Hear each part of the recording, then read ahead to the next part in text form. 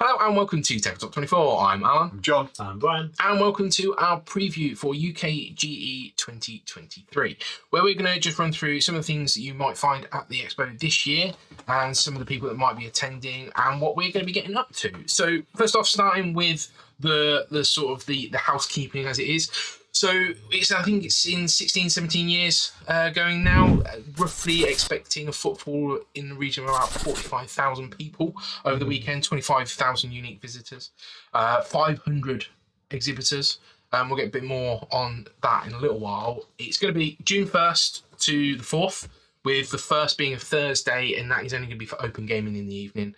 And the halls themselves will be open from the Friday through to the Sunday, 9 till 6 on the Friday and Saturday, and 9 till 4 on the Sunday, with open gaming being open till midnight Friday and Saturday, until 6 on the Sunday. So a lot of gaming going on. Yep. NEC? Yep. Birmingham, centre of the country, easy to get to. Watch the trains though, because there are strikes being announced. Yeah, scheduled strikes, but Yeah. check with your provider because not everybody is striking on those days. Some are striking on some and others. Yeah. So But you can imagine there might be more people using the car parks, so you may want to get there. Yeah, earlier. there's not reserved parking, so it's first come first serves, and you could be in the next county by the time you get there. now the benefit obviously being at the NEC is when they're not going to run out of car parking spaces, they just might have to open another concourse, so it might be a bit more of a walk than normal. So. Yeah, so I mean, if you're booked into a hotel, it might be worth just leaving your car where you are and traipsing over, but it depends on baggages and what you've got and stuff. You know, the fact that it's getting bigger this year again and there's more exhibitors is only a good thing. I think it's now the third biggest in the world, according to the marketing blurb, which isn't a bad thing at all, really. Yeah. So facilities, obviously got all sorts of different foods there from the NEC itself. Yeah. Then there's the Charles Street. Yeah, which is out by the Hilton. Yeah.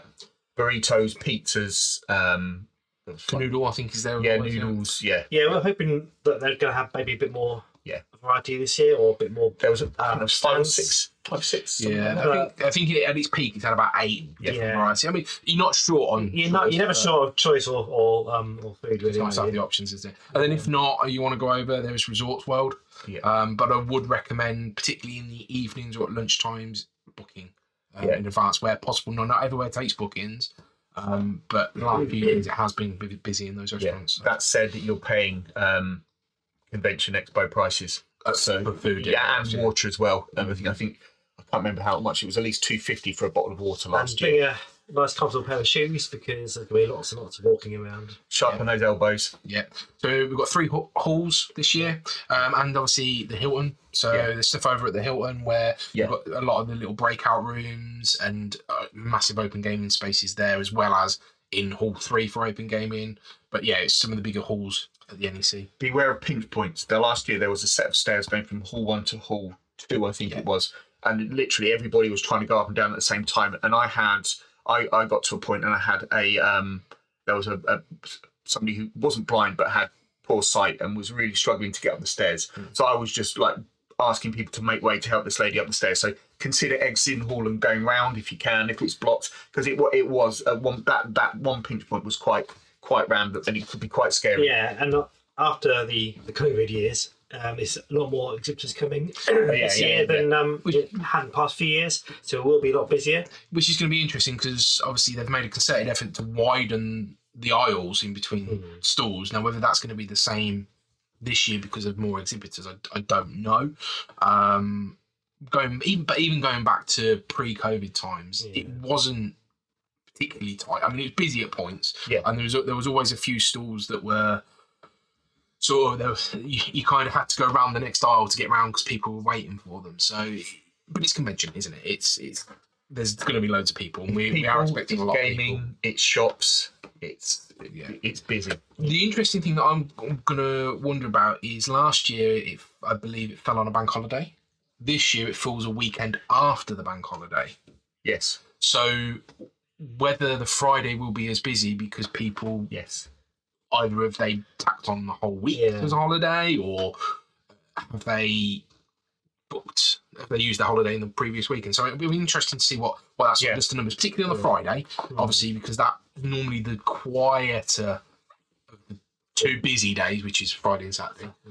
Sunday normally it gets quieter because people are leaving. It's a shorter day for everybody and whatnot. But expecting a lot of people, expecting a lot of exhibitors. But there's also going to be a lots to do there. So we've got to bring them by. Yeah, bring them. So if you've got stuff that you on your collections you need to get rid of, have you got anything left, Alan, that needs to go? I've got a few things, but I'm not going to be taking them to this one. I think there's only a few things left. So I don't know if they don't use the game system, so it's very much a manual. There is book through your UKGE account. So there is that. I don't have anything to take this year, so I might have a whip round and see what's in there. But I know it's always busy trying to get in and out of there as well. Yeah. Cash only. Cash only. I think there's a 10% sort of transaction fee on everything. No bags inside, so that is one thing to be aware of. Yeah. Now, we probably should have said this at the start. We always see this as the buying convention. Yeah. Safe to say, it's normally the one where people spend a lot of money on some of the latest hotnesses, some of the stuff they've been saving up for the whole year. It is the biggest one in the country. Like we say, it's almost the third. I think it's the third biggest in the world. So it's kind of there's a lot on offer that you might not have gotten elsewhere. It's always interesting seeing photos on Instagram and Reddit and stuff, and people my expo hall is yay big and it's yay big. So it's So the point obviously on that is no bags inside. So just plan accordingly when you're going to bring them by. There is a bag drop this year as well. Where you can leave stuff that you buy. So you know. There wasn't anybody last year trolling around with trolleys or anything like that, so you can lob stuff in there for the day and collect it at the end of the day, which is quite good. Yeah, and also there's the pack and ship as well. So if you're coming internationally or from a bit further afield or just don't want to carry it back, there's facilities there where they'll ship stuff for you, which I think is great. I think that's really good. Yeah, it's a nice touch that. Yeah. But that's not it. There's events. So there's cosplay. You gonna dress up? I think I will. I'm looking like a monster as it is, so I don't think anybody needs anything else. As far as my tabletop. There'll be the cosplay parade every day. I think it's about 12:30 on the main parade. So that's always worth checking out. It's always some good inventive people with their cosplay. Stuff they come out with is phenomenal. Yeah, it's going to be spend a lot of time. Yeah, but to be honest, my cosplay would be Grunkle Stan from Gravity Falls, if you know those. That's all right, guys. But that's not it. We've got a load of live events. Now, I'm not going to go through all of them. They're mostly ticketed. Some of them come with a cost, but you're going to have things like Noise Next Door, which are a improv troupe. There's Notflix, which is an improv musical. You've got Nightmare Live. You've got The Dark Room, and a few other sort of acts that are coming along. Seminars. And we've got the acts, and then we've got the seminars. So there's about 30 seminars, I think, this year, which are loads of different topics that they're covering from different guest speakers, and they're quite worthwhile to go along to. And I'm not sure that everyone comes with a price, but they are all ticketed, so I think they've all got a specific number that they can accommodate because they're in sort of the small breakout rooms, so they're worth checking out. A new one this year that's a little bit different is going to be a preview screening of Breaking Infinity. And that's sort of partnered with the UKGE. Now, it is going to be over at the Cineworld, which is at Resort World. Tickets, I think, are a £5 for it. So get those in advance if that interests you. And it's in the Saturday evening, I think. So something that's a little bit different. It's sort of hobby adjacent. I think it's sort of about time travel and apocalypse and avoiding that type of thing, which was quite interesting. Sounds like the Sunday at UKGE. So, as always, the Living History Village is back. Vikings, Saxons. Always entertaining. Yeah. Those troop, they always camp out for the whole weekend. Yeah. I don't think they do. I always got a sneaky suspicion they're going to the Hilton in the evening and shower in the bath and they're not staying in those tents. And they will be putting on sort of reenactments, battles, and different things that are sort of from the eras that they're looking at. So check out the schedule for those. But they're always a good laugh, and I do hope the weather holds for them because they have had a couple of bad years. Last year was really hot. Last year was all right. Yeah, but it was really hot. That was the problem. Yeah. Yeah. So I hope that would go. Saying that, personal hygiene people. Yeah, it'd be informed. Starship Simulator. Yeah, always worth trying to check out. It's an experience to be had. Yeah. Captain. Yeah. But they do run sort of quite a tight schedule on them. They normally get booked up quite soon. Yeah. So difficult to get onto. Yeah, so they'll still be bookable. There is some laser tag for Kill Team if that interests you as well. So with the Starship Simulator, do they do a different scenario every year?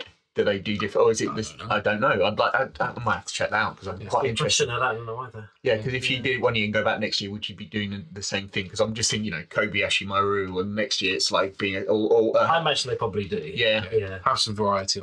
Yeah, maybe they do. They have, which situation do you want to do? I'll do that one. I'm going to go and find out actually because I'm quite interested by that now. Yeah.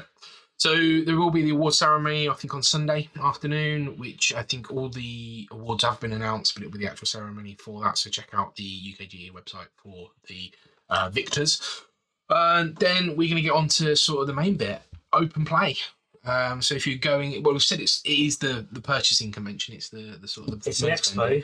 Yeah, it's an expo, not a convention. Not a convention. No, we had a bit of a debate before this video about what is an expo and what's a convention. We'll leave that to another time, but because it went down a bit of a rabbit hole. But yeah, you've got open play, so there are going to be some open areas both in the Hilton. There's also some role playing as well. Yeah, so, kids as well, kid zones. It was interesting last year. We were sat there and we were in the hall group and we were playing some games, and we were talking about having backed Ra, and if we could get a copy of it from the library. And I went round the library, I think it was on was it the Friday or was it the Saturday, and there was next to nothing in there. People are taking out all the games to play, so getting a game for the library can be a bit of a premium. So I think yes, there's two libraries, one at the Hilton, one at the expo itself. There's open gaming in both are quite large. I would suggest if you want to play something in the midday, I'd head over to the Hilton. Last year when we went, it was quite quiet. I get it's a bit of a trek and it takes time out of everything else. But it's by Chow Street, so you can eat and then play some games and just have a sit down for an hour or so afterwards. And at lunchtime it was very quiet. I mean, you could shout across the hall, "What are you playing?" And so it was quite good. Yeah, and obviously that then gets busier into the evening. But typically because you've got a lot of people staying at the Hilton, they'll sort of migrate to the Hilton after the event, even though the NEC itself is still open until late for gaming, not the expo, the exhibition halls, but for the gaming halls they're open quite late. So plan sort of accordingly for that. You've got the libraries, you've got different zones. So you mentioned the kids zone. So you've got Habra back, which is great. Habra always good. You've got the blue orange family zone. You've got kid friendly D&D, which is great, getting people into the hobby. Got Playtest UK back again. Big partners with the expo. So if you fancy trying out a demo of something that may be hot in the future, that's always quite useful. Yeah, they're always looking for volunteers to nail those rules down, make sure And then we've got tournaments. So a number of tournaments coming back this year. I know a few people that are going to be playing in some of those over the weekend. So you've got board game tournaments, so things like Catan and Carcassonne. They've got tournaments for those. You've also got tournaments for a lot of TCGs. So I think there was a One Piece one and there's a Digimon one that I know people are going to be playing. Yeah, Digimon was last year. Yeah, I remember seeing that. We've got miniatures, so Armada and X-Wing, I think, two of the big ones that are going to be there for that. And then there are a couple of mega games. So if you ever fancy spending sort of a long time playing a game that's got a lot of nuances to it, I'd recommend checking those out. But all of that is ticketed, so yeah, make sure that you've got that if you are interested. But then it's on to the big bulk, I think, is going to be the exhibitors themselves. Who's coming? Yeah. So one thing to note, we're not going to go through everybody, because if not, this video will be 3 times as long as it is. But we're getting to see a lot of people that either a first time coming to the convention or returning after several years. And I think we were discussing this beforehand, that there's a bit in there where COVID's lifted.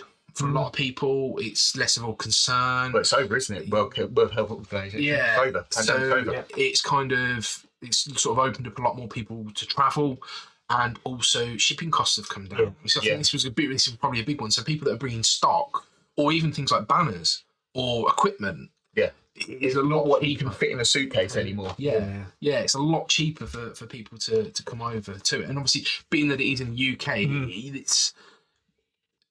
we're not necessarily the easiest place to get to, because if you're on Europe, you can drive. If you're in America, you can drive. I'm not going to say the word, but there you go. But it's kind of, obviously everybody's got to be flying in. So, but it is the benefit that it's next to Birmingham Airport. So and going back to travel, it is an easy place in the country to get to because it is so central. I mean, we're an hour and just over an hour away, but it's easily got to from everywhere. It's dead good.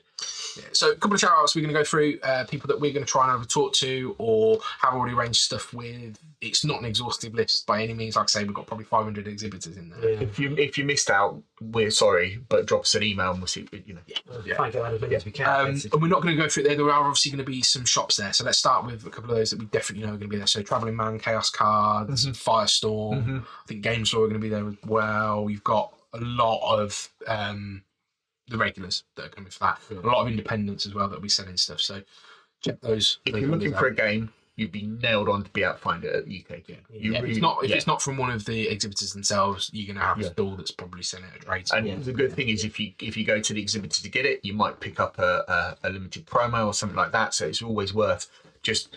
I think last year when we got there, the hotness was first wrap. Yes. So it was like, well, that stall's got it for that amount. That stall's got it for that. That stall's got it for that amount. And by the time we got round, the first stall had the cheapest prices to put those up because they've seen everybody else's. So in some ways, it's good to strike early and try and get those bargains while you can. And my number one rule about purchasing at a convention, typically at UKGE, is have a price in mind that you are willing to pay for a game. And if you see it at that price, buy it. Yeah. I'd even say if you have that price in mind and it's up by maybe £1 or £2, I'd pick it up because you guarantee that's going to probably be cheaper than somewhere else. And you come back and it's all sold out, or you're not going to be able to get it with that. Which happened with me with First Route. I saw something cheap, didn't get it when I wanted it, went back round, and it couldn't find it anywhere for sort of £6-7. Moaned all weekend about it. Yeah.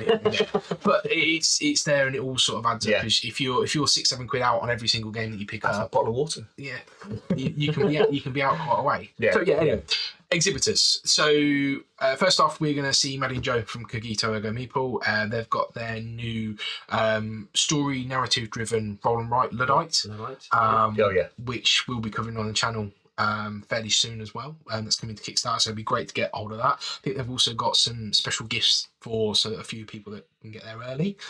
Mighty Boards are bringing their expansion to Hamlet, so Hamlet by the Lake, and it's also Hamlet Week next week. So I think it's the 26th of May to the 2nd of June. So they're running a load of events in different places. If one of them is dressed up as Shakespeare, I'd be very disappointed. You've heard us. And they've got Fate Forge, which I think is coming to Kickstarter again as well. Yeah. So that's their sort of system that they're running for like bigger adventure style games. We'll pop along to see Mark at Brightway Games. And obviously they're bringing, so they keep on questing. So the expansion to Core Quest, which I think you're quite excited to see. Excited to see that. Yeah, very excited to see that. And a new game, The Plot Thickens, which I think is a bit of an adventure style game. We will pick back up with Ben at Prometheus Game Labs. So we covered Microbots, we did the preview, Kickstarter preview, and sort of review on that. A new game, 99 Ninja, so that's that. CGE are bringing the expansion to Arnak, the Missing Expedition, which is going to be interesting. I think that's going to be quite hot. There might be limited stock there of that. It's just going to be a demo. Just a demo copy by the looks of it. Yeah, because I think that's got an Essen release. So, fine. We'll be interested to try and see that out because we do all like Arnak here, so that'll be good. Medusa Games.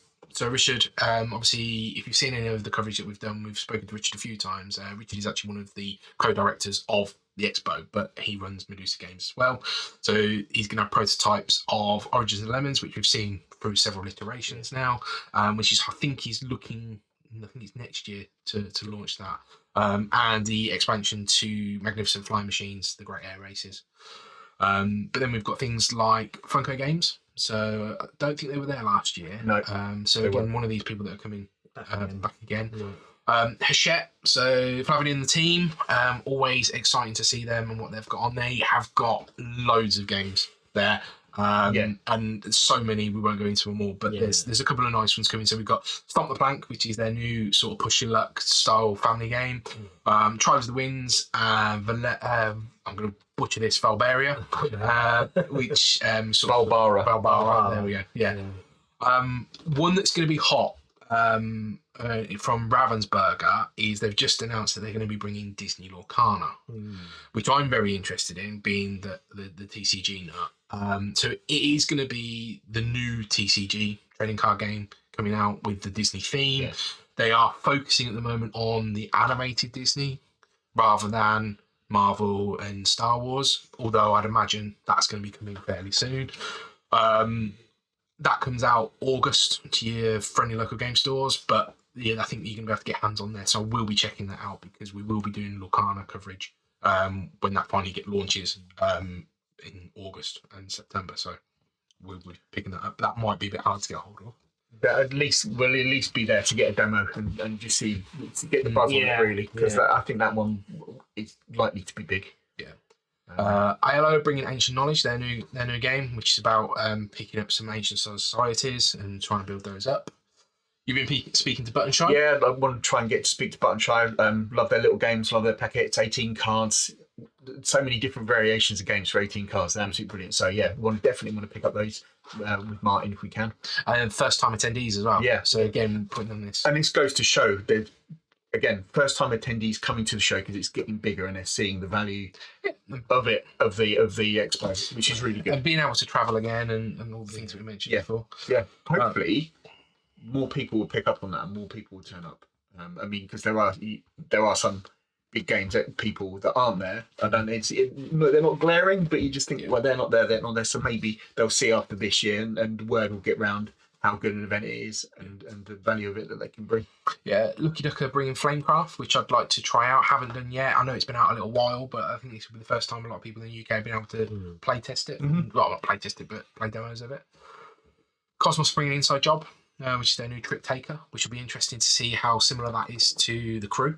Or not. I think there's a few hidden roles inside that, which will be quite interesting. So it seems like these, we've had zombies, we've had other things. Trick taking games seem to be the new little hotness of games at the moment, which is nice. So that'd be a good one. Definitely.